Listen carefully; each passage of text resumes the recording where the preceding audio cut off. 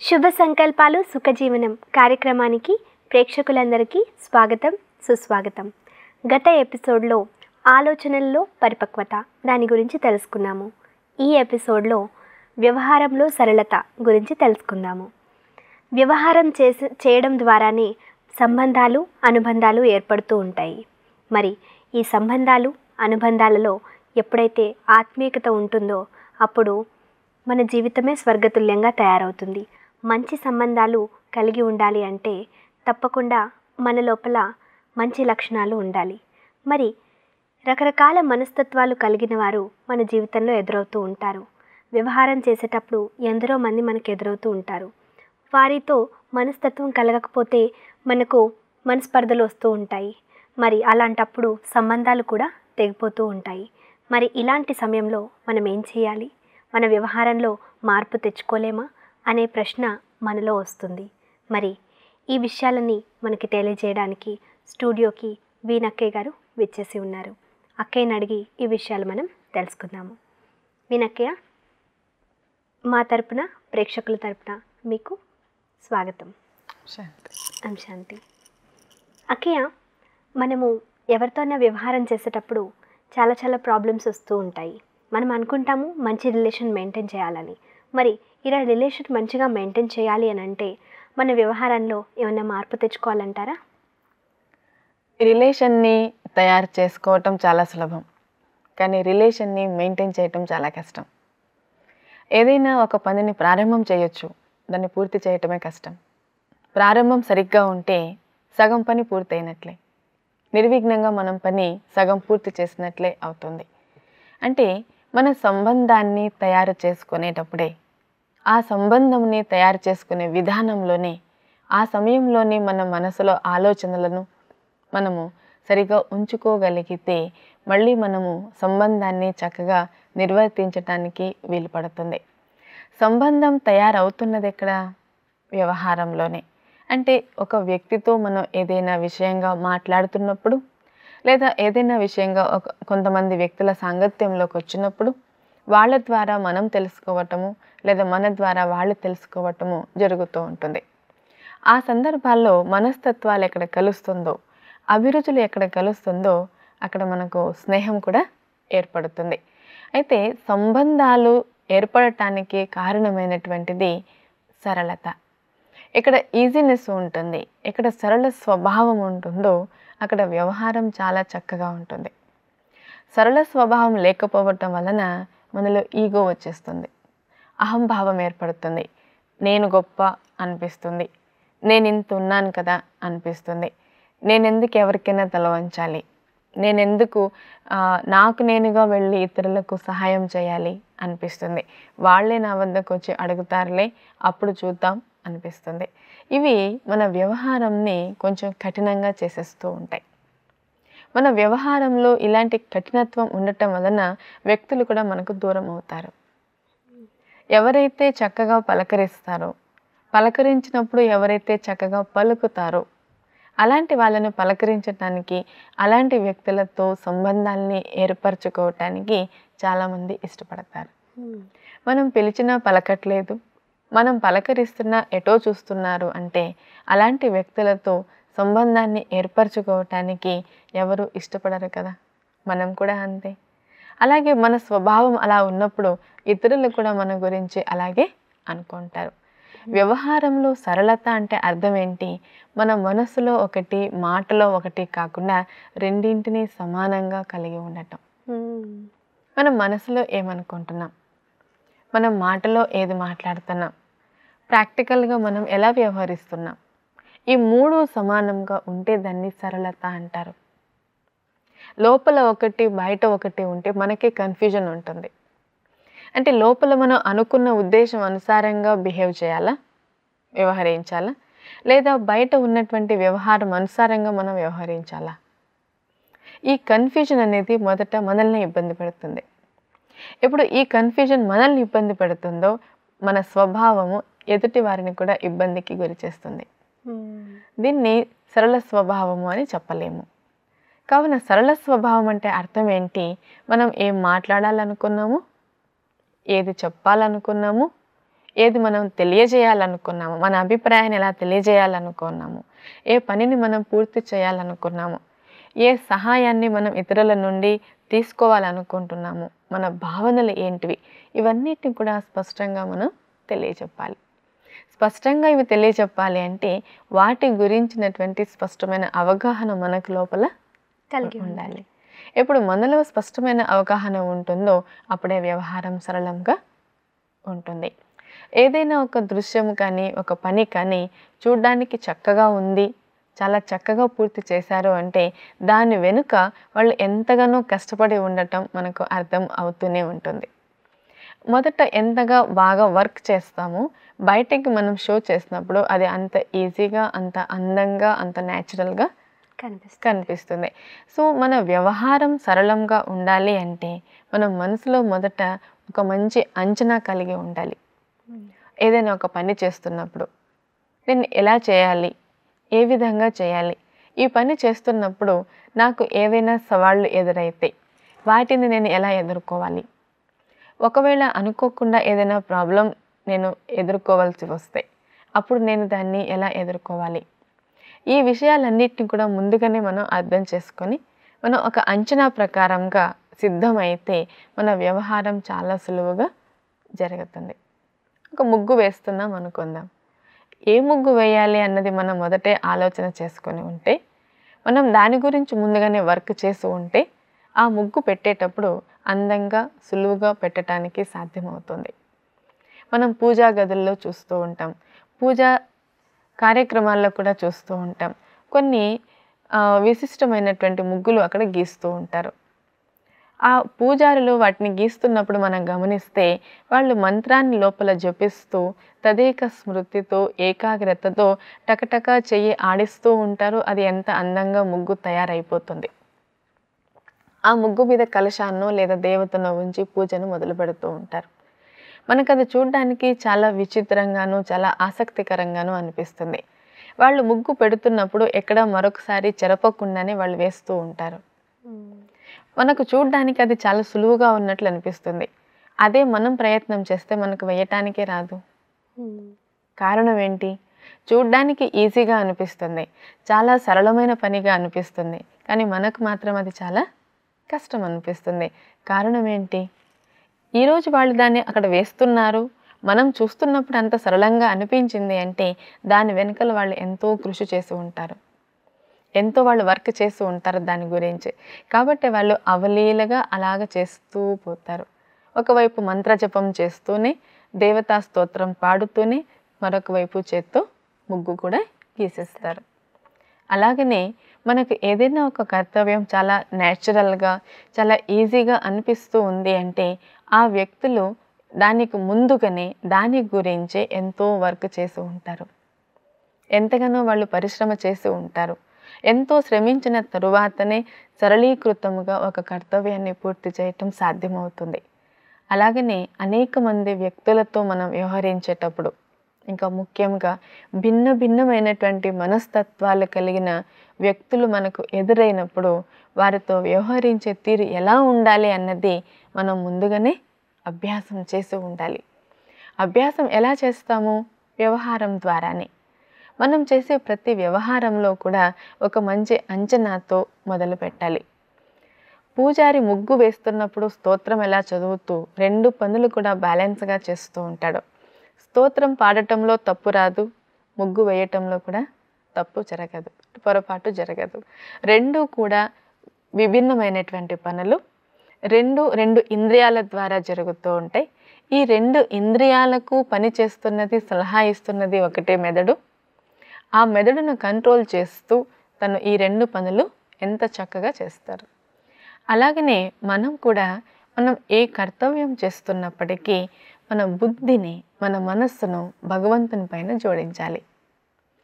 భగవంతుని మార్గమును ఆలోచన చేస్తూ ఉండాలి. భగవంతుడు నన్ను చూస్తున్నారు, ఈ కర్తవ్యాన్ని భగవంతుడు నాకొక పరీక్షగా ఇచ్చాడు, ఈ పరీక్షలో నేను వీలైనంత ఎక్కువ మార్కులతో పాస్ అవ్వాలి అనే స్పృహను కలిగి ఉండాలి. ఆ స్పృహను మనసులో కలిగి ఉంటూ మనం ఎలాంటి కర్తవ్యం చేస్తున్నామో దానిపైన అటెన్షన్ ఉంచి మనం కర్తవ్యాన్ని పూర్తి చేయాలి. అప్పుడు మనం చేసే పని చాలా సరళీకృతంగా అవుతుంది. సరళీకృతంగా ఉన్న కర్తవ్యము ఎదుటివారికి అర్థం అవడమే కాక మన మనస్సుకి ఎంతో సంతోషాన్ని కలిగిస్తుంది. ముగ్గు వేస్తున్నప్పుడు ఏదైనా పొరపాటు జరిగితే దాన్ని ఎలా సరిదిద్దుకోవాలో మళ్ళీ అర్థం కాదు, చాలా కన్ఫ్యూజన్ అవుతుంది, మొత్తం చెరిపేసి మళ్ళీ మొదలు పెట్టవలసి వస్తుంది. అలాగే స్తోత్రం పాడుతున్నప్పుడు కూడా ఒక్క లైన్ ఎక్కడైనా మిస్ అయితే మొత్తం అక్కడికి ఆగిపోతుంది, మళ్ళీ ప్రారంభం నుండి జ్ఞాపకం చేసుకోవాల్సి వస్తుంది. అదేవిధంగా మన కర్తవ్యంలో కూడా సరళీకృతం అనే విధానం లేకపోతే మళ్ళీ ఇంకొకసారి మనం ప్రయత్నం చేయవలసి వస్తూ ఉంటుంది. అలాగ మళ్ళీ మనం ప్రయత్నం చేస్తూ ఏ పనినైనా సరే చాలా సరళంగా నేను పూర్తి చేయాలి అనే లక్ష్యం ఉంచుకోవాలి. ఆ లక్ష్యంతో మనం అభ్యాసం చేస్తూ ఉంటే వ్యవహారంలో సరళత అనేది ఏర్పడుతుంది. మనం ఏం చేస్తున్నాము, మనం చేస్తున్న దాని వెనుక ఉద్దేశం ఏంటన్నది మన ఎదుటి వారికి కూడా అర్థమవుతుంది. మనకు సహాయం చేయటానికి ఎవరు సిద్ధపడ్డారో వాళ్లకు అర్థమవుతుంది, వాళ్ళు మనకు సహాయం చేయగలుగుతారు. చాలాసార్లు మనం వ్యవహారం చేసేటప్పుడు ఎన్నోసార్లు అనుకుంటాము, వీళ్ళతో నేను మంచిగా వ్యవహారం చేయాలి, మంచి రిలేషన్ మెయింటైన్ చేయాలని. మంచి బెస్ట్ ఫ్రెండ్స్ కూడా ఇద్దరు ఉంటారు, వాళ్ళు అనుకుంటారు వీళ్ళకి నేను హెల్ప్ చేస్తున్నాను, వాళ్ళు నాకు హెల్ప్ చేస్తున్నారని. కానీ ఎన్నోసార్లు ప్రాబ్లమ్స్ ఎలా ఎదురవుతాయంటే మనం అనుకుంటాం వేరే వాళ్ళకి మంచి చేయాలి అనేసి, వాళ్ళతో సరళంగా ఉండాలి అనేసి, కానీ చాలాసార్లు మనకి సమస్యలు ఎదురవుతూ ఉంటాయి. అలాంటప్పుడు మన సంస్కారం ఆటోమేటిక్గా కఠినంగా తయారవుతుంది. సో అప్పుడు కూడా మనం ఆ పరిస్థితుల్లో కూడా సరళంగా ఉండాలి అంటే ఏం చేయాలకి? మన కర్తవ్యాల్లో సరళంగా ఉండటము అనేది మనకి ఇష్టమవుతుంది కదా, లక్ష్యం ఉంచుకున్నాం. సో లక్ష్యాన్ని ఇంకొంచెం గట్టిగా చేసుకోవాలి, ఇంకొంచెం దృఢమైన లక్ష్యాన్ని ఏర్పరచుకుంటే మనకు మార్గం సులువుగా కనిపిస్తుంది. ఎక్కడైతే లక్ష్యం స్థిరంగా ఉండదో అక్కడ మార్గం కూడా కనిపించదు. ఒక గాలిపటం ఎగురుతూ ఉంటుంది, గాలిలో చక్కగా ఆనందంగా ఎగురుతూ ఉంటుంది. ఆ గాలిపటాన్ని ఇంకా ఎత్తుకు ఎగురవేయాలంటే ఆ దారం మన చేతుల్లో ఉండాలి. గాలిపటం ఎంత దూరమైనా ఉంటుంది, గాలిలో పైన ఎగురుతూ ఉంటుంది, కానీ దాని తాలూకు దారం కింద మన చేతుల్లో ఉంటుంది.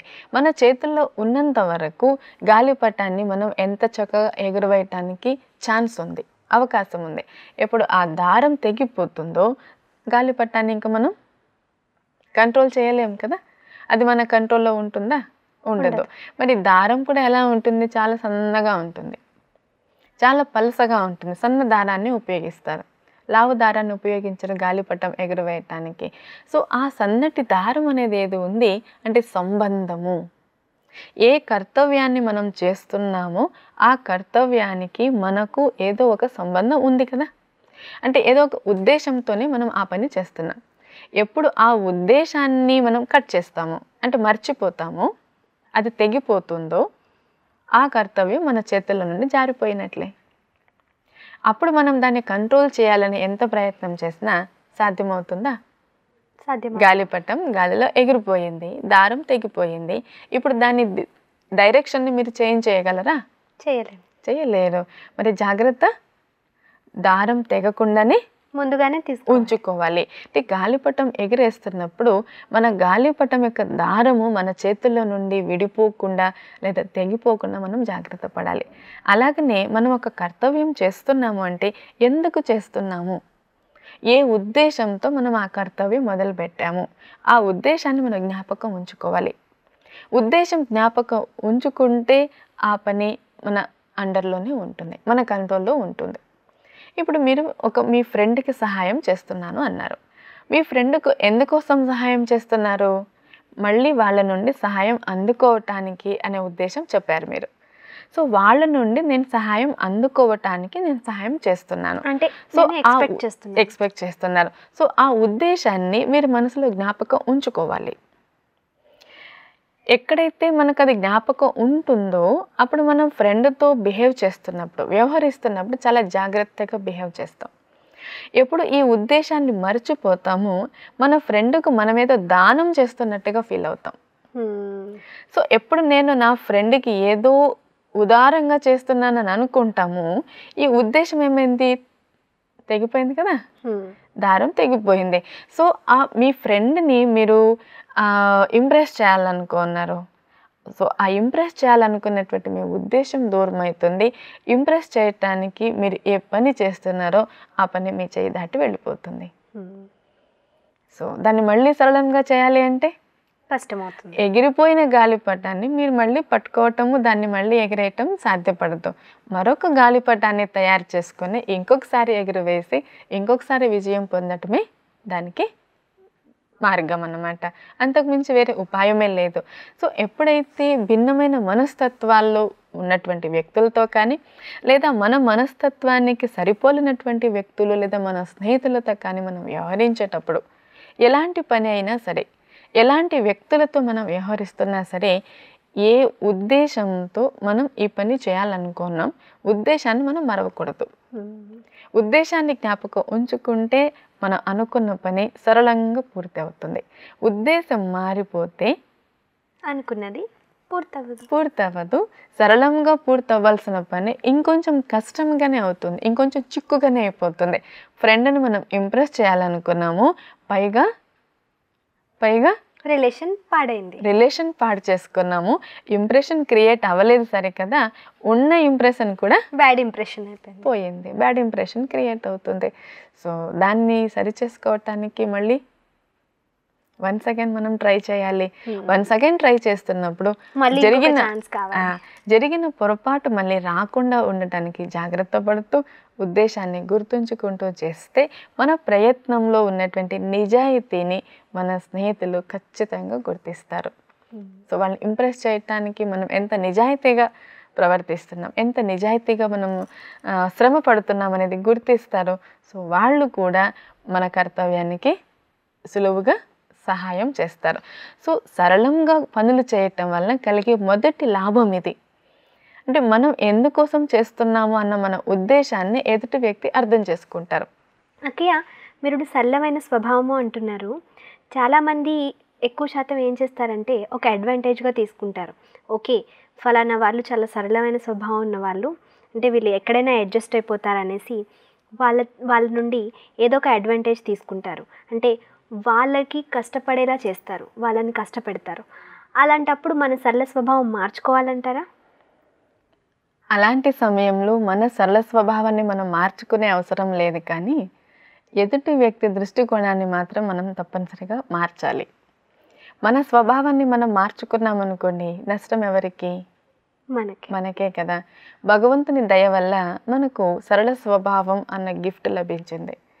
కానీ ఎదుటివారు దాన్ని అడ్వాంటేజ్గా తీసుకుంటున్నారు, ఎదుటి వాళ్ళు దాన్ని ఉపయోగించుకుంటున్నారు, దాని కారణంగా వాళ్ళు మనల్ని చులకనగా చూస్తున్నారు అంటే వారి దృష్టికోణాన్ని మనం మార్చాలి.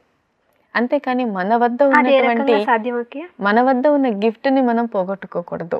అది ఎలా సాధ్యమవుతుంది అంటే వారి దృష్టికోణాన్ని మనం మార్చటం అన్నది మన చేతుల్లో లేదు. దృష్టి ఎవరిది? వారిదే. కానీ వారు మనల్ని చెడుగా చూస్తున్నారు, మనల్ని చులకనగా చూస్తున్నారు, తక్కువగా అంచనా వేసుకుంటూ. నిజంగా చెప్పాలంటే సరళ స్వభావం ఉన్న వ్యక్తుల గురించి ఏమీ చేతకాని వాళ్ళు అనే ఒక అభిప్రాయం వాళ్ళలో ఉంటుంది. వీళ్ళు ఏమీ చేయలేరు మనల్ని అనే అభిప్రాయంతో మళ్ళీ మళ్ళీ వాళ్ళు మనల్ని బాధ కలిగిస్తూనే ఉంటారు, లేదా డిఫెమ్ చేస్తూ ఉంటారు, ఏం చేసినా డామినేట్ చేస్తూ ఉంటారు, అణిచేసి ముందుకు వెళ్తూ ఉంటారు. సో ఇది వాళ్ళ దృష్టికోణం ఉండొచ్చు, లేదా వాళ్ళ స్వభావం ఉండొచ్చు. వాళ్ళ స్వభావాన్ని మార్చటానికి మన మంచి స్వభావాన్ని మనం మార్చుకునే అవసరం ఏమీ లేదు. సో మనలో ఉన్నటువంటి సరళ స్వభావం కారణంగా మనల్ని ఇతరులు డామినేట్ చేస్తుంటారు అని అనుకున్నాం. మనలో ఉన్నటువంటి సరళ స్వభావాన్ని మనము ఎంత విలువైనదిగా మనం గుర్తించి దాన్ని కాపాడుకుంటూ ఎదుటి వ్యక్తికి అది అర్థమయ్యేలాగా చేయాలి. అది వాళ్ళకి అర్థం అవ్వాలి అంటే కాస్త మనం వాళ్ళకి దూరంగా జరగాలి. మహాత్ముల విలువలు, మహాత్ముల మహనీయత సూర్యుని కాంతి దగ్గరగా చూస్తే కనిపించదు అంటారు. సూర్యుడి కాంతిని దగ్గర నుండి చూస్తే అసలు మనం సూర్యుని చూడలేం. దూరం నుండి చూస్తేనే బాగా చూడగలం. ఉదాహరణకు మధ్యాహ్నం సమయంలో సూర్యుడు భూమికి చాలా దగ్గరగా ఉంటాడు. ఆ సమయంలో మనం సూర్యుడిని ఎక్కువసేపు చూడలేము. సూర్యుని ఆకారాన్ని కూడా స్పష్టంగా చూడలేము. సాయంత్రం వేళల్లో, ఉదయం వేళల్లో అంటే అస్తమయ సమయంలోనూ ఉదయించే సమయంలోనూ సూర్యుడు భూమికి కాస్త దూరంగా జరుగుతాడు. చాలా దూరం ఉండదు, కాస్త దూరం ఎక్కువ అవుతుంది. ఆ సమయంలో మనం సూర్యుని రూపాన్ని, రంగును, సూర్యుని కిరణాలను చాలా స్పష్టంగా చూడగలుగుతాం. అలాగనే మనం కూడా ఎప్పుడు వ్యక్తుల మధ్యలో ఎక్కువగా అటాచ్మెంట్లోకి వెళ్ళిపోతాము, అప్పుడు వాళ్ళు మనలో ఉన్నటువంటి సరళ స్వభావాన్ని అడ్వాంటేజ్గా తీసుకుంటూ దాన్ని వాళ్ళు దుర్వినియోగం చేస్తుంటారు. మన మంచి విలువను, మన మంచి స్వభావాన్ని ఎదుటి వారు దుర్వినియోగం చేస్తున్నారు అంటే ఒకటే ఒక కారణము, మనం చాలా ఎక్కువ దగ్గరగా వచ్చాము అని అర్థం. కొద్దిగా మనం దూరం జరిగితే, కొద్దిగా మనం ఆ పరిస్థితి నుండి అతీతం అయితే ఆ వ్యక్తులకు మన విలువ ఏంటి అన్నది స్పష్టంగా అర్థమవుతుంది. సూర్యుడు అస్తమిస్తున్నప్పుడు మనకు అర్థమవుతుంది సూర్యుని కాంతి ఎంత గొప్పది అని. సూర్యుని వెలుగు ఉండటం వల్ల దినమంతా మనం ఎన్ని పనులు చేసుకోగలిగామో అని అప్పుడు అర్థమవుతుంది. సూర్యుని వెలుగు ఉన్నప్పుడు మనం కాంతిని, అలాగే పగటి సమయాన్ని ఎక్కువగా వేస్ట్ చేస్తాం. సమయం అయిపోతున్నప్పుడు, ఒక దినము పూర్తి అవుతున్నప్పుడు, అరే దినం అయిపోయిందే, అరే టైం అప్పుడే అయిపోయింది, నేను మళ్ళీ దీన్ని ఎలా పోగొట్టుకున్నాను, నేను దీన్ని సద్వినియోగం చేసుకోవాల్సిందే కదా, సరే రేపు తెల్లవారగానే రేపటి దినాన్ని నేను చక్కగా వినియోగించడానికి ప్రయత్నించాలి అని అప్పుడు కానీ వారికి అర్థమవుతుంది. అదేవిధంగానే మనం కాస్త దూరం జరిగితే, కాస్త మనం అటాచ్మెంట్ నుండి పక్కకు వస్తే మన సరళ స్వభావం యొక్క విలువను, అలాంటి మంచి స్వభావం కలిగినటువంటి మన వ్యక్తిత్వం యొక్క విలువను ఆ వ్యక్తులు గుర్తిస్తారు. అలా గుర్తింపచేయటం మన చేతుల్లోనే ఉంది. మనం అటాచ్మెంట్లోనే ఉంటూ మనలో మార్పు చేసుకోకుండా వాళ్ళను మనం హెచ్చరించటం వల్ల, వాళ్ళని బెదిరించటం వలన ఏమాత్రం ప్రయోజనం ఉండదు. ఇంకా సంబంధం ఏమవుతుంది, చెడిపోతుంది. మన వ్యవహారం చెడిపోతుంది. మన వ్యవహారంలో సరళత అన్నది ఇంకా కాంప్లికేటెడ్గా తయారవుతుంది, ఇంకా చిక్కులు పడిపోతుంది.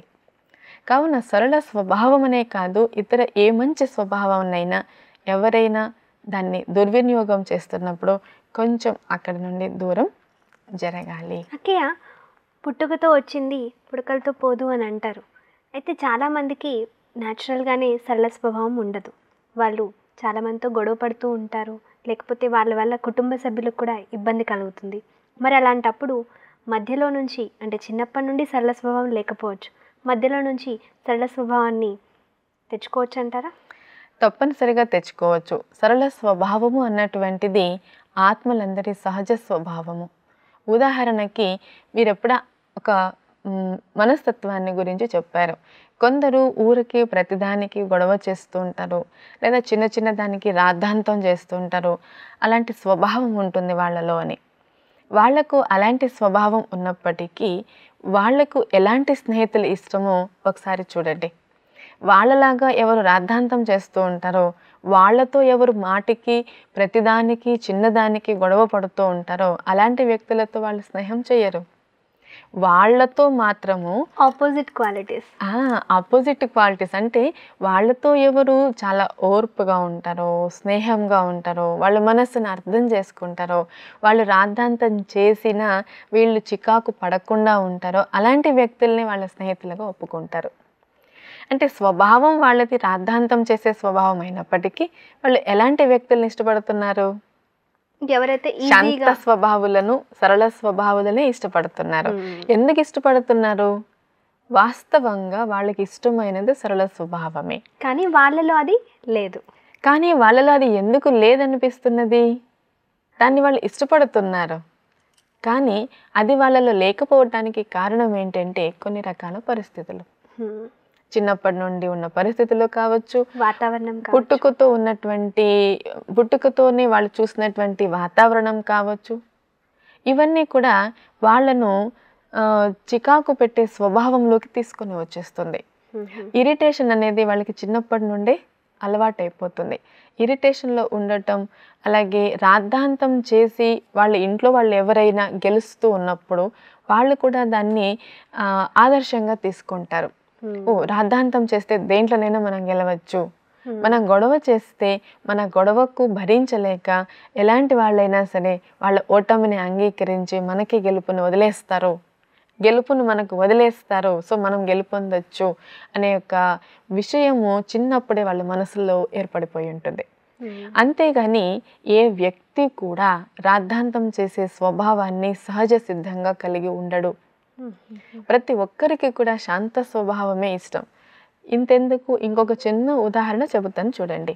అందరినీ మోసం చేసి, దొంగతనాలు చేసి, దోపిడీలు చేసి బాగా సంపాదిస్తున్నటువంటి ఒక వ్యక్తి వద్ద చాలామంది గ్రూప్ ఉంటుంది. కానీ ఆ గ్రూప్ అంతా తనతో ఎలా ఉండాలని ఆ వ్యక్తి భావిస్తాడు? చాలా సరళంగా మీరు లోకాన్ని మోసం చేయండి, మీరు లోకాన్ని దోచుకోండి, కానీ నాతో మాత్రం నమ్మకంగా ఉండండి అని అంటాడు. తనతో ఎవరు నమ్మకంగా లేరో అలాంటి వ్యక్తులని తన గ్రూప్ నుండి తీసేస్తాడు కూడా, ఒప్పుకోడు. అంటే ఆ వ్యక్తికి వాస్తవంగా ఇష్టమైన గుణం ఏది? నమ్మకం, సరళత్వం, నిజాయితీ, నమ్మకత్వము, మోసం చేయకుండా ఉండటం, మోసపోకుండా ఉండటం, ఆ వ్యక్తికి అదే ఇష్టం. కానీ పరిస్థితుల ప్రాబల్యం వలన, మంచి క్రమశిక్షణ లభించకపోవటం వలన, మంచి దిశా నిర్దేశం లభించకపోవటం వలన ఆ వ్యక్తి మోసం చేస్తూ లేదా ఇతరుల్ని బాధ పెడుతూ, ఇతరుల్ని దుఃఖం కలిగిస్తూ, ఇతరులకి నష్టం కలిగిస్తూ సంపాదించడానికి అలవాటు పడతాడు. అది సులభంగా భావిస్తాడు. దాన్ని బాగా అర్థం చేసుకున్నాడు కాబట్టి మోసం చేయటం సులభమని అతనికి అనిపిస్తుంది. అలాగనే సరళ స్వభావాన్ని కూడా మనం బాగా అర్థం చేసుకుంటే సరళ స్వభావులుగా ఉండటం కూడా చాలా సరళం అనిపిస్తుంది, సులువుగా అనిపిస్తుంది. శాంత స్వభావము, సరళ స్వభావం అనేది మన విలువను పెంచుతుంది, మన జీవితాన్ని సంతోషమయంగా తయారు చేస్తుంది.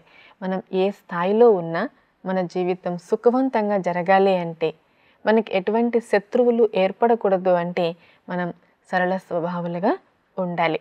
మరి ఇతరులు దాన్ని దుర్వినియోగం చేసుకుంటున్నారు, మనల్ని డిఫేమ్ చేస్తున్నారు అంటే అందులో మనది కూడా చిన్న పొరపాటు ఉంది.